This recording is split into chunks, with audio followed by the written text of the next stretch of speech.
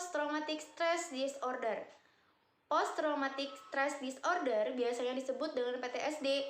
Smith-Segal dan Segal 2008 menjelaskan bahwa PTSD merupakan gangguan yang terbentuk dari peristiwa traumatik yang mengancam keselamatan dan membuat penderitanya tidak berdaya. PTSD juga merupakan sindrom kecemasan, labilitas autonomik, kerentanan emosional, dan kilas balik dari pengalaman yang amat pedih setelah stres fisik maupun emosi yang melampaui batas ketahanan orang biasa. Nah, PTSD adalah gangguan kecemasan yang dapat terjadi setelah mengalami atau menyaksikan suatu peristiwa traumatik. Dan dengan demikian, PTSD dapat meliputi kondisi yang muncul setelah pengalaman luar biasa mencekam, mengerikan, dan mengancam jiwa seseorang. Misalnya, peristiwa bencana alam, kecelakaan hebat, sexual assault, atau perang. Menurut Kartono dan Gulo mendefinisikan trauma sebagai luka berat, yaitu pengalaman yang menyebabkan organisme penderita kerusakan fisik maupun psikologis. Jadi, pengalaman individu yang mengakibatkan disfungsi, baik itu secara fisik maupun psikologis, dapat dikategorikan sebagai trauma. PTSD terbagi menjadi PTSD akut dan kronis. PTSD akut dapat diagnosis dalam waktu 1-3 bulan setelah kejadian. Bila PTSD berlanjut selama lebih dari 3 bulan, maka dianggap kronis. Selanjutnya yaitu gejala yang dialami oleh penderita PTSD dan penanganannya. Gejala utama PTSD adalah mengalami kembali secara involunter peristiwa traumatik dalam bentuk mimpi atau bayangan yang intrusif, yang menerobos masuk ke dalam kesadaran secara tiba-tiba. Gejala yang dialami penderita PTSD meliputi yang pertama merasakan kembali peristiwa traumatik dalam bentuk pikiran atau ingatan tidak menyenangkan tentang kejadian, mengalami mimpi buruk, dan mengalami perasaan penderita yang kuat saat mengingat kejadian traumatik. Yang kedua, menunjukkan gejala menghindar, terdiri atas usaha-usaha yang kuat untuk menghindari pikiran, perasaan, atau pembicaraan mengenai kejadian traumatik, menghindari tempat-tempat yang mengingatkan akan trauma, kehilangan ketertarikan atas aktivitas-aktivitas positif, mengalami mati rasa emosional, dan sulit untuk merasakan kesenangan atau kebahagiaan. Dan yang terakhir, gejala hiperarousal ditandai dengan kesulitan tidur, gelisah, sulit berkonsentrasi, mudah marah, dan mengalami kebingungan.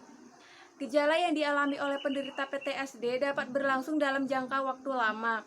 Beberapa terapi dapat diberikan untuk mengatasi PTSD ini antara lain yaitu terapi perilaku, terapi kognitif behavior, hipnoterapi, manajemen stres, dan lain sebagainya.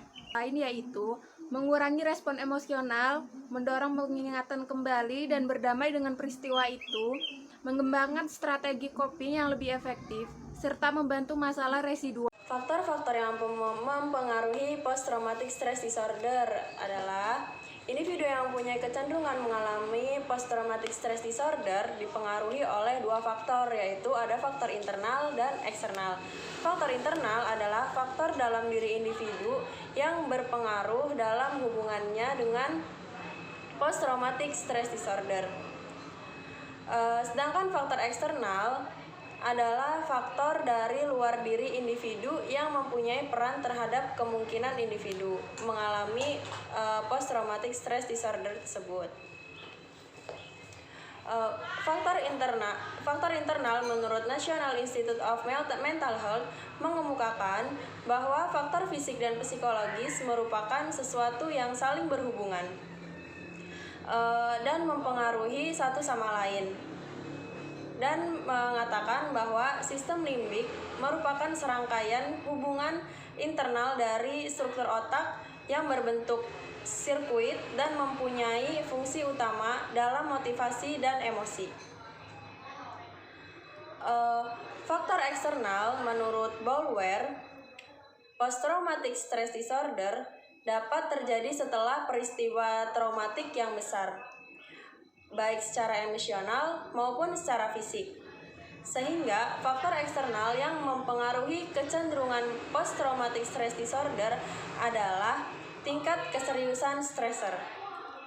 Tingkat keseriusan stresor pada dasarnya adalah subjektivitas individu yang mengalaminya.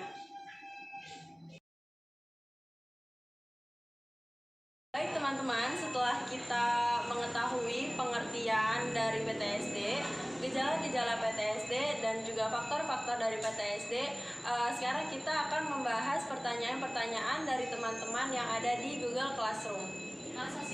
Pertanyaan yang pertama yaitu dari Devi Afifah Ainul Hayah. Izin bertanya, apakah seseorang dengan PTSD punya kecenderungan untuk menghindari kontak dengan orang lain atau hanya menghindari kontak dengan hal yang membuatnya trauma? Nah, pertanyaan dari Teh Devi ini akan dijawab oleh teman kita Ayu. Silakan Ayu. Baik, terima kasih Sanggina. Saya akan menjawab pertanyaan dari Teh Devi.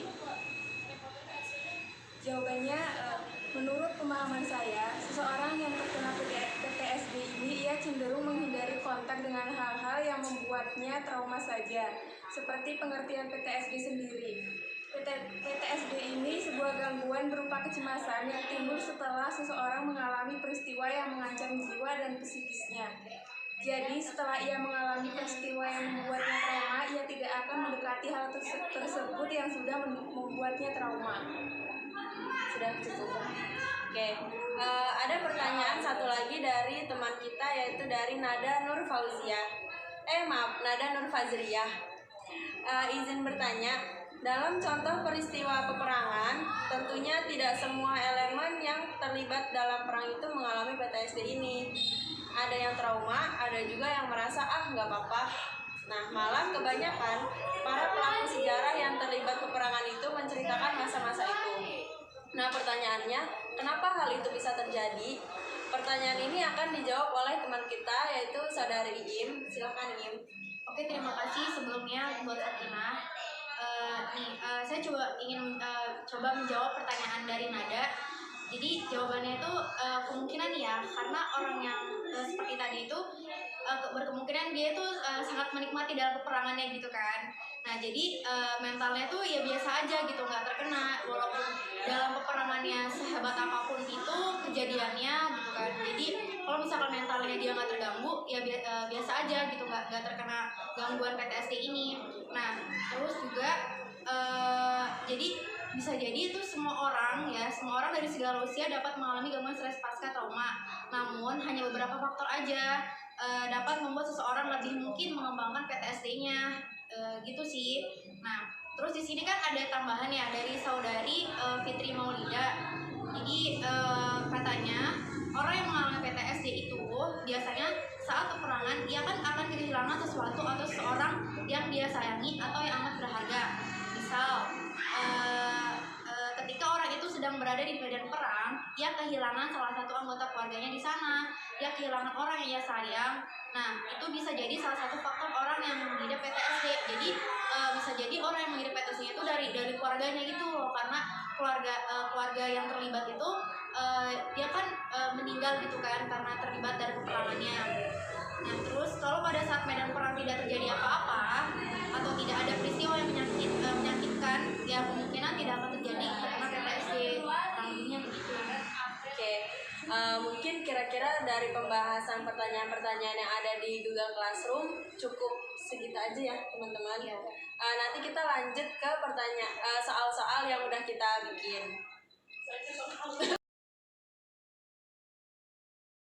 Soal nomor 1, PTSD merupakan gangguan yang terbentuk dari peristiwa traumatik yang mengancam keselamatan dan membuat penderitanya tidak berbahaya. Definisi tersebut merupakan pendapat dari A. Towson, B. Wahyuni, C. Smith Segal dan Segal, D. Nutt. Untuk mengetahui jawaban soal nomor 1 tersebut, kita dapat melihat pada materi pengertian PTSD.